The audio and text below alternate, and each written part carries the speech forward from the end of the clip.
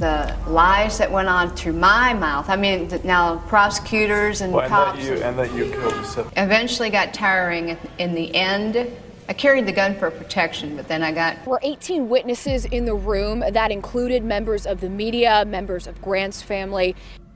This case even drew international attention. Earlier, the European ambassador to the U.S. weighed in. The fortitude and resilience that they've shown all this time growing up without him. Unspecific, but he seemed to have a lot of difficulty with writing, putting words.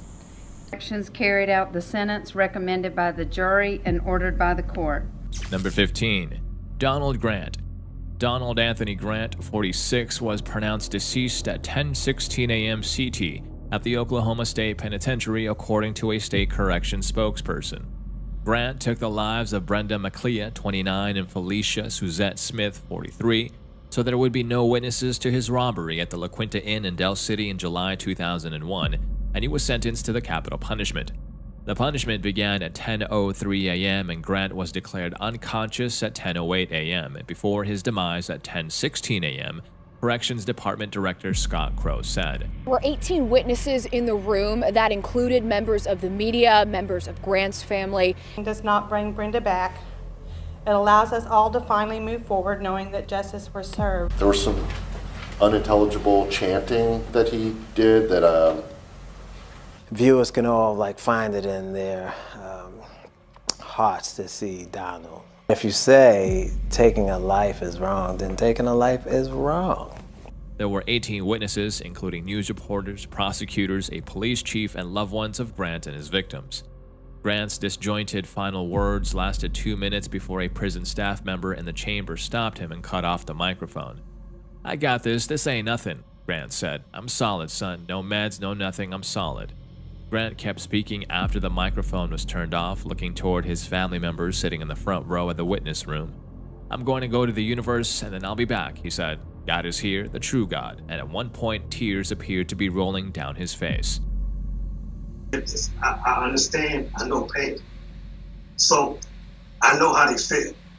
I get that.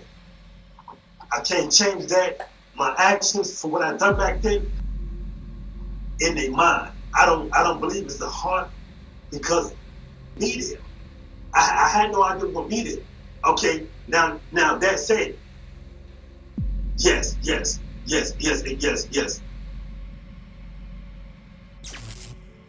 Number 14, Matthew Reeves. Alabama put down Matthew Reeves by lethal injection for a 1996 slaying after a divided U.S. Supreme Court sided with the state and rejected defense claims the man had an intellectual disability that cost him a chance to choose a less torturous yet untried method. The 43-year-old was put down at Hallman Prison after the court lifted a lower court order that had prevented corrections workers from executing the prisoner. He was pronounced deceased at 9:24 p.m. CST. After the U.S. Supreme Court this evening cleared the way for the state of Alabama to execute. Ordered had blocked the execution, but Alabama took the case all the way to the top. And tonight, the divided Supreme Court ruled that the execution. This case even drew international attention. Earlier, the European ambassador to the U.S. weighed in. Just over a half an hour ago. This after his lawyers had argued Reeves was intellectually disabled. Reeves was convicted of capital slaying for the slaying of Johnson, who perished from a shotgun blast to the neck during a robbery in Selma of 27 November 1996. He was slain after picking up Reeves and others on the side of a rural highway. After the lifeless man was robbed of $360, Reeves, then 18, went to a party where he danced and mimicked Johnson's convulsions as he was in pain. Number 13, Carl Wayne Bunchen.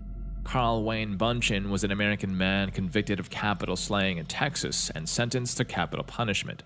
On April 21, 2022, at the age of 78, he became the oldest inmate to be put down in Texas and the state's first fatal punishment of 2022.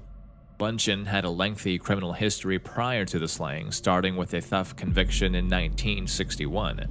Over the years, he gathered convictions for burglary, damage to property, and possession of narcotic drugs. In years of appeals. Yes, in fact, Carl Wayne Bunchen has actually been sentenced to death. Bunchen is the oldest inmate on death row, and if he is executed in April, then he will be the oldest inmate. The fortitude and resilience that they've shown all this time growing up without him. Bunchen said he had remorse. He claimed it was a shootout. He never accepted his dying moments. There was no one to say a prayer for him. At the time of the shooting, Bunchen had been on parole after serving 13 months of a 15-year sentence for physically exploiting a child. On April 10, 1971, his twin brother, Kenneth Bunchen, was slain by 2 police officers during a shootout. At the time, Bunchen had supposedly vowed to avenge his brother's demise. In addition, he had allegedly told a companion that he would rather shoot it out with the police than be sent back to prison. On June 27, 1990, Bunchen was a passenger in a vehicle that was pulled over by 37-year-old Houston Police Department officer James Irby. Irby began speaking with the driver and Bunchen exited the vehicle and shot Irby once in the head. Irby fell to the ground and Bunchen shot Irby twice in the back. Soulless and evil as he is off the face of this earth. With Chief Troy Fenner of HPD, we're proud to support the Irby family. Today, honestly, I about passed out. I was just trying to sit there and be calm. He was smirking and trying to stare the jury down, and it just confirmed my belief. I'm a nurse. I'll put the needle in his hand. I don't have any problems with that. Bunchen fled the scene, shooting at others who were nearby. After slaying Irby, Bunchen also attempted to shoot at a driver during a carjacking attempt, fired at another officer, and held another person at gunpoint before he was arrested. Bunchen was apprehended in a nearby building. 1 week prior to Bunchen's scheduled punishment, he contracted pneumonia, which makes lethal injection more painful. On his return from the hospital where he received treatment for pneumonia, Bunchen received a head injury when the vehicle he was being transported in came to a sudden stop. In an interview shortly before his punishment, Bunchen expressed remorse, saying, quote, "Every day for the last 32 years, I have regretted what happened," unquote. Bunchen was put down by a lethal injection of pentobarbital on April 21, 2022, and was pronounced deceased at 6:39 p.m. CDT. Prior to his demise, Bunchen stated, quote, "I wanted the Irby family to know one thing. I do have remorse for what I did. I pray to God that they get the closure for me slaying their father and Miss Irby's husband. To all my friends that stuck with me through all of these years, I'm not going to say goodbye, just saying so long. I'm ready to go to heaven, Warden." I remember everything that happened that day, yeah. Why did you shoot Officer Irby?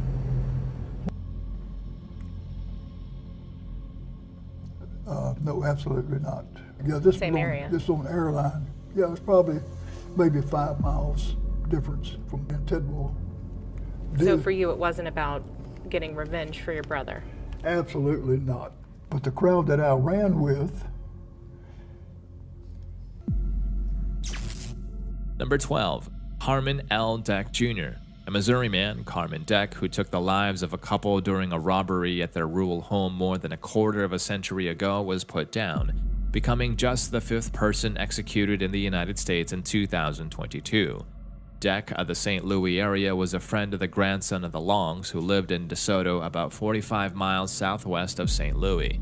He knew the couple in their late 60s kept a safe in their home. On July 1996, Deck and his sister stopped at the home under the guise of asking directions. Deck wasn't surprised the couple let them in. Once inside, Deck pulled a gun from his waistband. At Deck's command, Selma Long opened the safe and removed jewelry, then got $200 from her purse and more money hidden in a canister. 5 years since Zelma and James Long were killed, the state of Missouri delivers a lethal injection. The Longs, who begged for their lives to be spared back in 1996. Recommended by the jury and ordered by the court. Our thoughts remain with the victims' family members. James and Zelma Long were innocent victims of Carmen Deck's heinous violence. Killed someone does not sound very sound in stopping killing. That's not the way to go. I don't believe killing somebody, executing somebody for that is going to change anything. Also convicted of being a part of that deadly robbery, she is serving a 70-year sentence. Deck ordered the couple to lie on their stomachs on their bed. Court records said Deck stood there for 10 minutes deciding what to do, then shot James Long twice in the head before doing the same thing to Zelma Long. The 56-year-old slayer was put down by injection at the state prison in Bonne Terre. He was pronounced deceased at 6:10 p.m. Deck mouthed a few inaudible words as the 5 grams of pentobarbital were administered. then puffed out a couple of breaths before all movement stopped, the process lasting just a few seconds. Deck wrote a written final statement before he perished. It said, quote, "My hope is that one day the world will find peace and that we will all learn to be kind and loving to one another. We all are a part of this journey through life, connected in every way. Please give love, show love, be love," unquote. Number 11. Clarence Wayne Dixon. Clarence Wayne Dixon was an American convicted slayer. He was convicted of the January 7, 1978 slaying of 21-year-old Deanna Lynn Bowden in Tempe, Arizona. The slaying went unsolved until 2001 when DNA profiling linked him to the crime. Dixon, who was serving a life sentence for a 1986 physical attack conviction, maybe I'll see you on the other side, Dina. I don't know you and I don't remember you. This process that has brought us together today could have been jeopardized. And that brings us to today. Yeah, Fox 10's Anita Roman is joining us live from Florence. Ice cream and a bottle of water. He was officially pronounced dead at 10:30. He grimaced a couple times while the IVs were going in. Was found guilty of Bowden's slaying, was formally sentenced to capital punishment on January 24, 2008. He was put down by lethal injection on May 11, 2022, and the state's first such punishment in nearly 8 years since the botched punishment of Joseph Wood in 2014. Dixon maintained his innocence in his final statement. I have indelible memories of her driving up to Flagstaff in her little green Pinto. I wish you all could have known her. Another death row inmate, Frank Atwood, scheduled to be executed June 8th. 2 hours, so they switched drugs. They went to something called a pentobarbital, and it appeared to work. Another young woman, and so they had his DNA on file. So a cold case detective went back. Number 10. Frank Atwood. Frank Atwood, an Arizona man convicted of slaughter in the 1984 slaying of an 8-year-old girl, was put down on June 8, 2022 in the state's second fatal punishment, since officials resumed carrying out the capital penalty in May 2022, following a nearly 8-year hiatus. The 66-year-old perished by lethal injection at the state prison in Florence for his slaying conviction of the slaying of Vicki Lynn Hoskinson, whose body was found in the desert. Around 40 people witnessed Atwood's demise. Among them were Arizona's Attorney General Mark Brnovich and several of Vicki Lynn Hoskin's family members, including both of her parents and siblings. Atwood also had guests, including his wife and a Greek Orthodox priest. He has become a different person during the last 4 decades he's been on death row. God gave Frank this opportunity by having him sent to death row for something he did not do. There would have been a hair. There would have been a print. There were some prints left on the bike that never matched Frank Atwood. Certainly, what happened? I mean, that is the very definition of a reasonable doubt. Hoskinson, I can always say that while I know you will never believe that I did not take her from you. The priest was in the chamber with him, his hands touching Atwood's head during the process. The inmate had converted to the Greek Orthodox religion while on the row. Quote, his last words were, and I quote, "Thank you, precious Father, for coming today and shepherding me into the faith.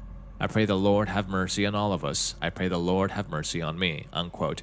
Atwood had claimed innocence but did not address the slaying with his last words. He was pronounced deceased at 10:16 a.m. His final meal consisted of salami, mustard, peanut butter, jelly, wheat bread, and tortilla chips.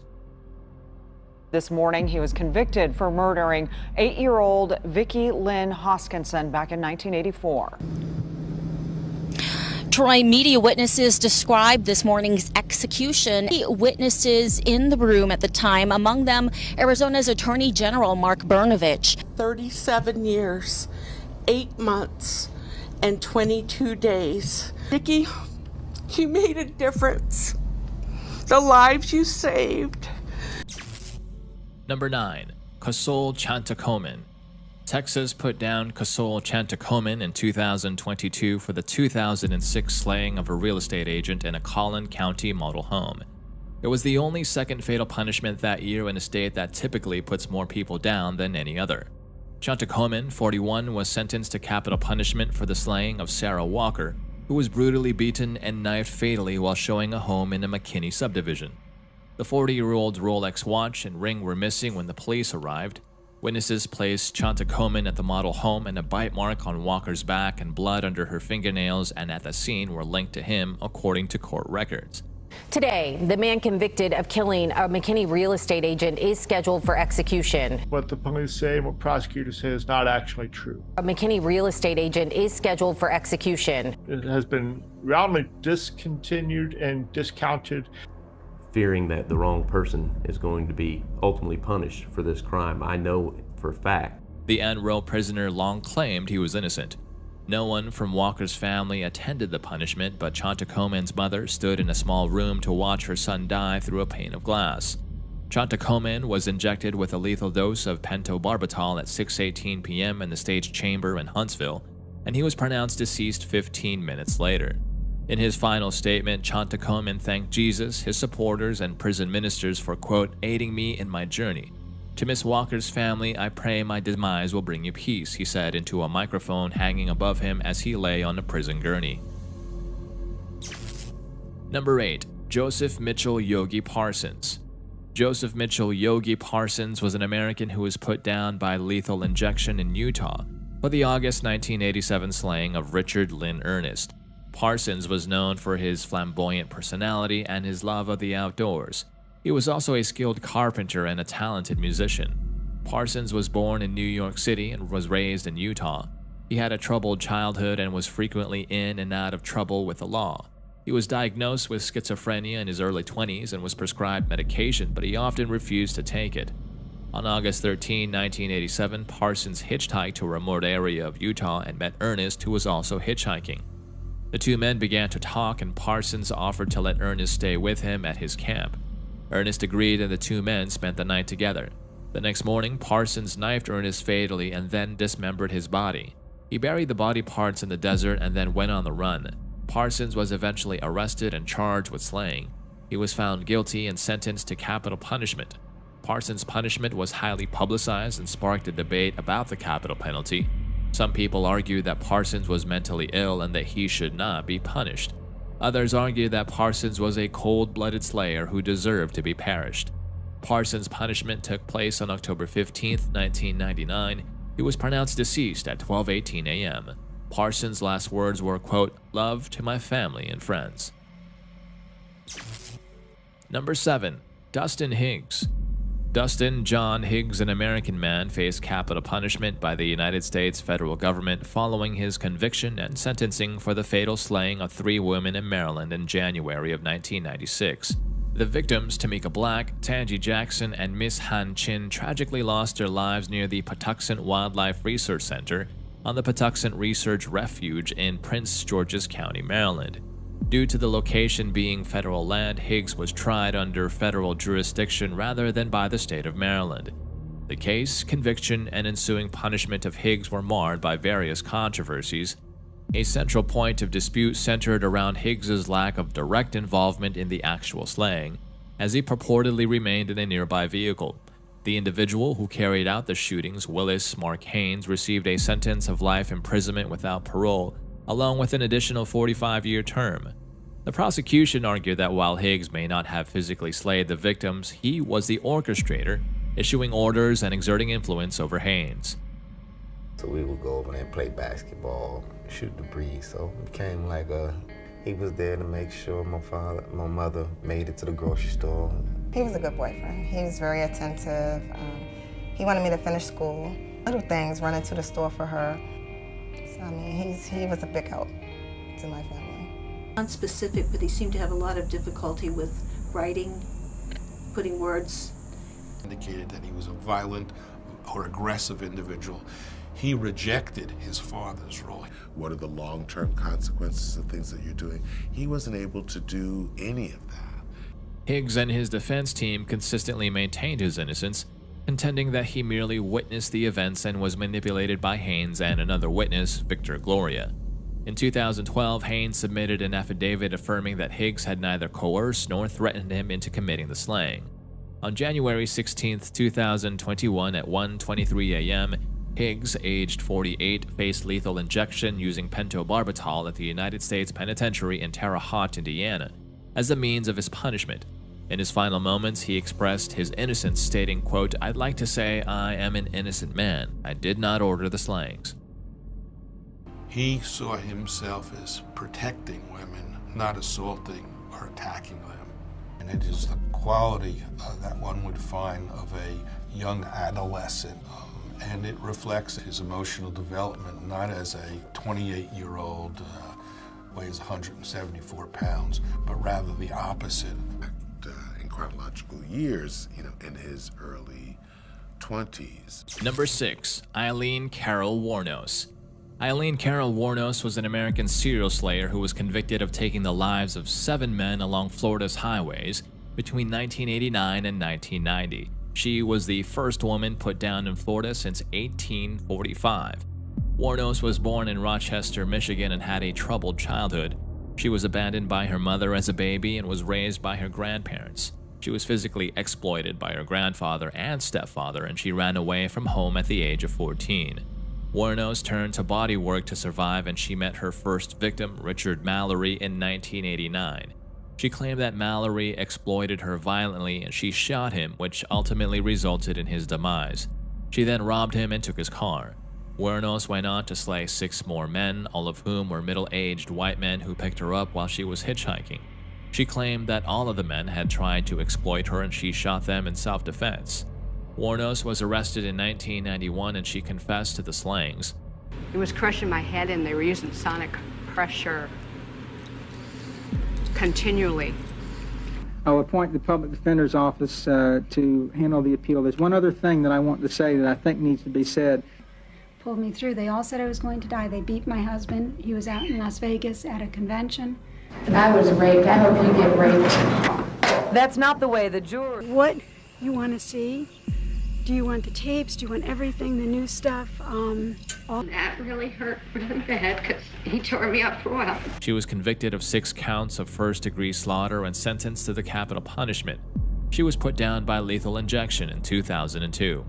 Wuornos' case was controversial, and there were many who believed that she was innocent, not physically of the crimes, but more due to her mental condition.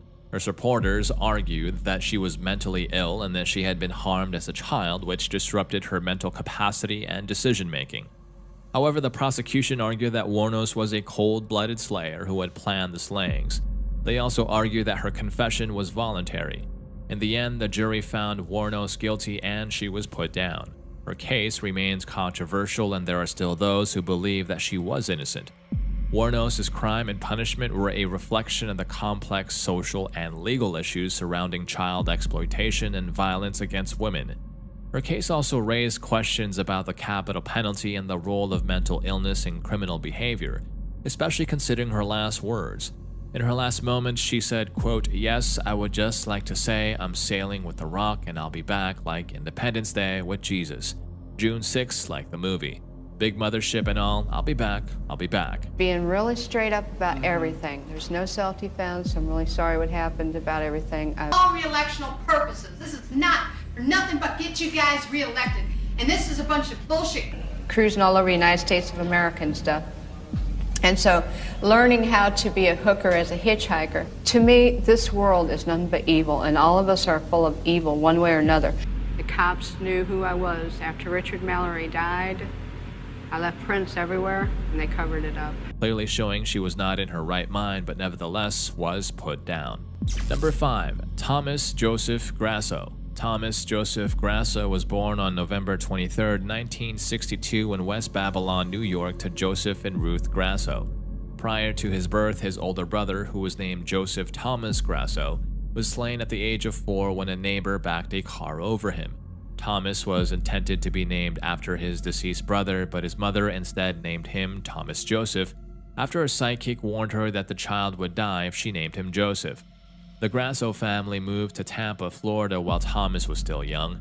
In Tampa, he built up a lengthy rap sheet of offenses, mostly for theft, and stole from 2 of his employers.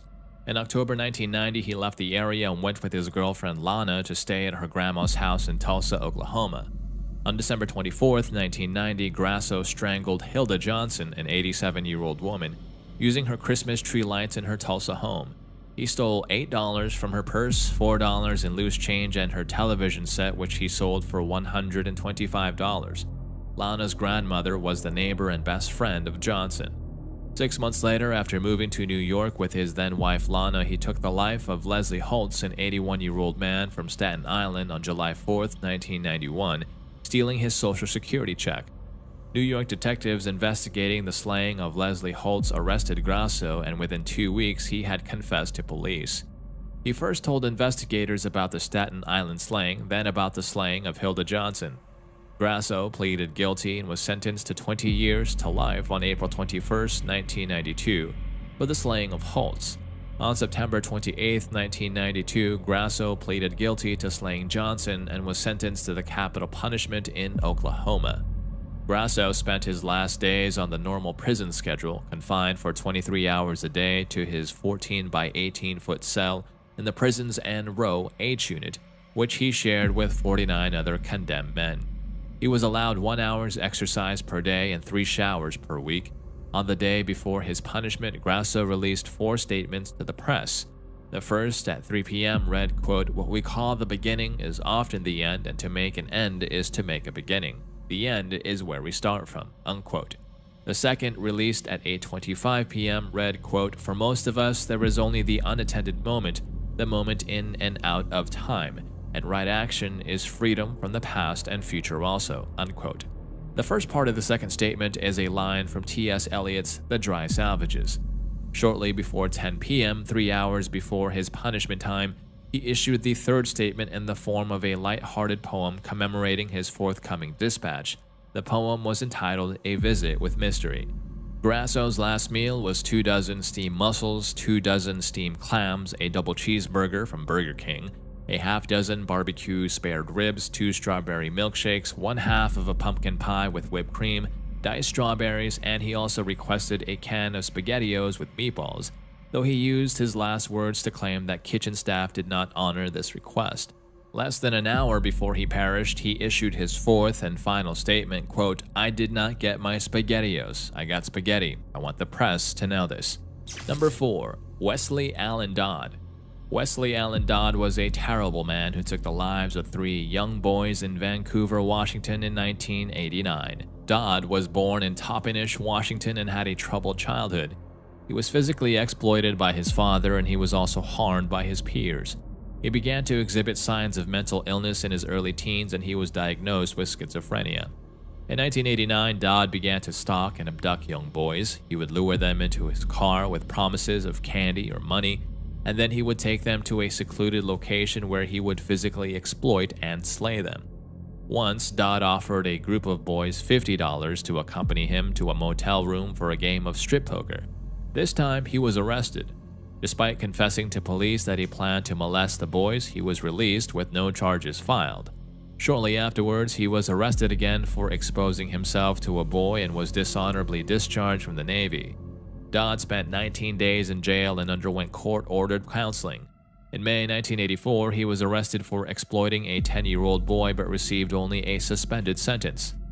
Dodd planned his entire life around easy access to quote-unquote targets, as he referred to children. I've had so many contacts with police and confessed to so many crimes and never been charged or charges was dropped. And one thing wasn't exciting anymore. I had to do something else to get that old feeling of excitement. In some kind of a twisted manner, through his offending, he was able to achieve some levels of... But the sentence was commuted to 1 year in a county jail, and I served only 4 months of that. So I did 4 months of a 10-year sentence. He moved into an apartment block that housed families with children and worked at fast food restaurants as a charity truck driver and other such jobs. He repeatedly touched preschool-age children of a neighbor. We could stand up on this little box and look out over the playground and watch Joel in action. Things felt filthy, felt dirty all the time. When I was about 7 years old. Just pointing fingers at each other. The judge is saying, well, he made such a good impression. I can recall he made a... And he would be doing very well for a period of time, and then all of a sudden he'd explode. And... Did you ever learn why? But the woman declined to press charges, fearing the experience would be too traumatic for her children. In 1987, Dodd tried to lure a young boy into a vacant building, but the boy refused to go with him and instead told the police. Prosecutors were aware of Dodd's history of offenses and recommended 5 years in prison. However, once again, Dodd received minimal punishment because he had not actually touched the boy or exposed himself. Dodd's first victim was 11-year-old Cole Neer, who was abducted from a movie theater in Vancouver. His second victim was 10-year-old William Neer, who was abducted from a park. His third victim was 4-year-old Lee Esseley, who was abducted from his home. Dodd was arrested on November 18, 1989, after he was seen driving near the Neers' brother's home. I have never felt as bad as he likely felt most of his life. In the last 2 years that you've been in here, what is it? What should people know about you? Good, thoughtful judge who was making a legal decision that I'm sure he felt. I confessed to 6 or 7 different crimes. I couldn't remember for sure. He confessed to the slayings, and he was charged with 3 counts of aggravated first-degree slaying. Dodd was found guilty of the slayings and sentenced to the capital punishment. He was eventually punished by hanging on January 5, 1993, and he was the first person to be put down by hanging in the state of Washington since 1965. Dodd's case was highly publicized, and it raised questions about the capital penalty and the treatment of mentally ill offenders. His punishment was the first in Washington state since 1965, and it was the first time that a person had been put down for a child slaughter in the state. Dodd's crime and punishment were a reflection of the complex social and legal issues surrounding child exploitation and slaying. His case also raised questions about the role of mental illness in criminal behavior and the effectiveness of the capital penalty as a deterrent to crime. Number 3. Robert Towery. Arizona Enbro inmate Robert Charles Towery apologized to the family of the man he slayed and to his own family, said his life was one mistake after another, and started crying before he was put down via lethal injection. Towery, 47, convicted of slaying Mark Jones while robbing his Scottsdale home in 1991, was the second inmate put down in the state in 8 days. I would like to apologize to Mark's family and friends for what I did to them. I would like to apologize to my family, Towery said. So many times in my life I went left when I should have gone right, and I went right when I should have gone left. It was mistake after mistake after mistake. Towery, who lay strapped to a table with a sheet up to his waist, started weeping after he looked at his sister, his nephew, and a friend in the room and said, "I love my family." Then he took a few heavy breaths and appeared to fall asleep. This is Exhibit 15 to our clemency petition. In your report, you've reached some conclusions. I'd like to introduce the board to Robert Towery. He would now like to address the board. Psychiatric conclusions about Robert. Can you describe to the board what you did to reach those conclusions? I would like to thank the board for this opportunity and for consideration of my case. The punishment took 9 minutes, and Towery was declared deceased at 11:26 a.m., following a delay of more than an hour, which prison officials attributed to a meeting between Towery and his attorneys and to difficulty in finding a good vein to inject him.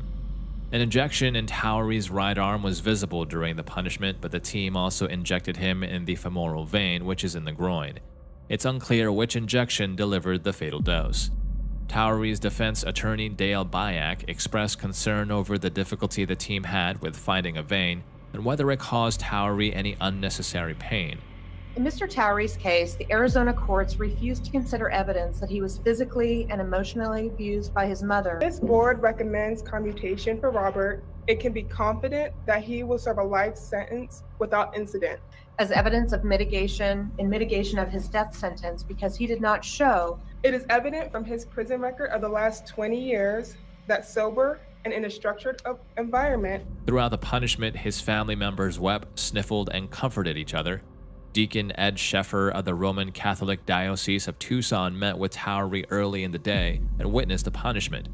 He described Towery as remorseful and prayerful in the morning, adding that he thinks Towery cried during the punishment for the pain that he has caused others. He was trying to find peace, Sheffer said. Everything, but yet has these huge gaps that hurt him. The only thing that he remembers are things that are positive to him. I was surviving myself, she was surviving by herself, and poor Robbie could not recommend, and the governor subsequently grant a commutation. Was the youngest one and had no one to protect him, and I have lived my whole adult life. Adding that nothing was accomplished with Towery's punishment. Life, in the end, is all sacred. To teach that slaying is wrong by slaying, that is impossible to reconcile. In a statement, Arizona Attorney General Tom Horne said that Towery caused great suffering and that Jones's family finally had justice 20 years after Towery was found guilty. Number 2. James Donald French. James Donald French was an American criminal who was the last person put down under Oklahoma's capital penalty laws prior to Furman versus Georgia, which suspended capital punishment in America from 1972 until 1976. James French was serving a life sentence in the Oklahoma State Penitentiary in McAlester for slaying Frank Boone, a West Virginia motorist who had picked him up while hitchhiking in 1958. French had requested a capital sentence for that charge, but the jury handed down a life sentence anyway against his wishes. Dismayed, French wrote several letters to the governor asking for a new trial, one in which he could get a capital sentence, but the letters went unanswered and ignored. While serving his life sentence, French was placed with inmate Eddie Lee Shelton. The two did not get along, in addition to French growing tired of prison life. On October 27, 1961, French attacked Shelton. According to Oklahoma County District Judge Charles Owens, who was an assistant attorney general during French's time on the row, French, quote, determined the victim should have a last meal, so he treated Shelton to a steak sandwich from the prison canteen and, quote unquote, allowed Shelton to go to breakfast. Upon Shelton's return from breakfast, French wrapped a towel around Shelton's neck and strangled Shelton fatally. French was fully aware of the consequences for his actions, making an immediate voluntary confession and explaining that he put down Shelton because Shelton was stupid and refused to shape up. When he went to trial for Shelton's slaying, French asked the judge to sentence him to the capital punishment and deny all future appeals because he wished to perish in the electric chair, and he explained that he committed the slaying to compel the state of Oklahoma to punish him. The judge obliged his request, imposing a capital sentence. At the time of French's punishment, the capital penalty was at a near standstill nationwide as a result of changing sentiments towards the capital penalty. Oklahoma's last punishment before French's was that of Richard Dare, who perished in the electric chair on June 1, 1963. After French resisted all efforts to spare his life, he walked calmly into the chamber at 10 p.m. on August 10, 1966. An Associated Press reporter at the scene wrote that, quote, James Donald French got what he demanded, the electric chair, and commented that he faced his demise with the same cockiness he faced life. French's last words were, "How's this for your headline? French fries." The story appeared in 1977 in the Book of Lists, but contemporaneous accounts of the punishment mentioned that when prison warden Ray Page asked if French had any last words, French replied, "Everything's already been said." Number 1. Robert Alton Harris. Robert Alton Harris was an American car thief, burglar, kidnapper, and slayer who was put down at San Quentin State Prison in 1992 for the 1978 slaying of 2 teenage boys in San Diego. His punishment was the first one in the state of California since 1967. Harris was born in Fort Bragg, North Carolina, and was neglected as a child. He had run-ins with police as early as age 10 and was first placed into juvenile detention at age 13 for stealing a car. His mother abandoned him at age 14, and he was soon after placed into juvenile detention after stealing another car. Following his release, he found work, married, and had a son. In 1975, he was imprisoned for manslaughter and paroled in January of 1978. On July 5, 1978, Harris and his younger brother commandeered a car occupied by 2 16-year-old boys, John Mayeski and Michael Baker, ordered them to drive to a remote area, and then slayed them. The brothers then used the car as their getaway car when they robbed a bank in San Diego. He was arrested less than an hour after the robbery and charged with slaying, auto theft, kidnapping, burglary, and bank robbery. One of the arresting officers, Steve Baker, was the father of one of the slain boys but did not realize the victim was his son until later. Harris was convicted and sentenced to his demise on March 6, 1979. After a series of appeals and stays, Harris was put down on April 21, 1992 in the gas chamber at San Quentin State Prison, the first punishment in California in 25 years. For his last meal, he requested and was given a 21-piece bucket of Kentucky Fried Chicken, 2 large Domino's pizzas, a bag of jelly beans, a 6-pack of Pepsi, and a pack of Camel cigarettes. At 6:01 a.m., Harris was escorted into the gas chamber. The punishment order was given at 6:07 a.m., and Harris perished at 6:21 a.m. His body was removed from the chamber at 7 a.m. and was taken to a funeral home at 8:15 a.m. Harris's punishment is specifically remembered for his choice of final words, quote, "You can be a king or a street sweeper, but everybody dances with the Grim Reaper." And that's all for today, folks. We'll see you next time at the next one.